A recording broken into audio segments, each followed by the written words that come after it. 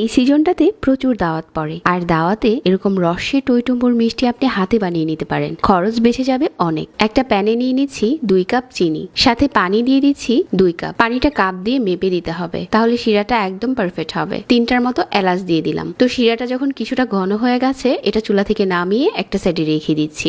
এখন একটা প্যানে নিয়ে নিচ্ছি 2 টেবিল চামচ ঘি আর 1 কাপ সুজি দিয়ে দিলাম। চুলার আঁচ একদম কমিয়ে সময় নিয়ে ধৈর্য সহকারে এই সুজিটা ভাজতে হবে।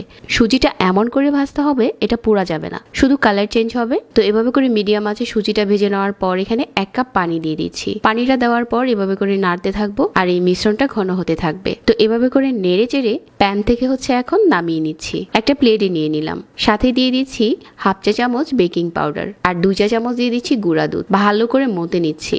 ভালো করে মেখে নেওয়ার পর এখান থেকে এখন মিষ্টির বলগুলো বানিয়ে নিব। তো আছে যখন তেলটা গরম হতে থাকবে ওই পর্যায়ে মিষ্টিগুলো ছেড়ে দিতে হবে, আর ফুটতে শুরু করবে ওই পর্যায়ে চুলাটা একদম কমিয়ে দিয়ে অল্প আঁচে ভাজতে হবে। যে শিরাটা আমরা করেছিলাম প্রথমে ওই শিরাতে দিয়ে দিচ্ছি। শিরাটা কিন্তু এখন কুসুম গরম আছে। মিষ্টিগুলো দেওয়ার পর একটু নেড়ে চেড়ে মিশিয়ে নিয়ে ঢাকনা দিয়ে ঢেকে দিচ্ছি। আর এভাবে করে শিরাতে স্যুপ করে রাখছি কয়েক ঘন্টার পর শিরাটা অনেকটা কমে গেছে। সুজির এই মিষ্টিগুলো শিরাটা অনেকটাই টেনে নেবে। এখন এটা উপরে কিছু বাদাম কুচি দিয়ে পরিবেশন করে নিচ্ছি। যে কোনো ওকেশনের জন্য এভাবে করে মিষ্টি বানাতে পারেন। আর এই মিষ্টিটা খেতে কিন্তু সফট হয়েছিল অনেক।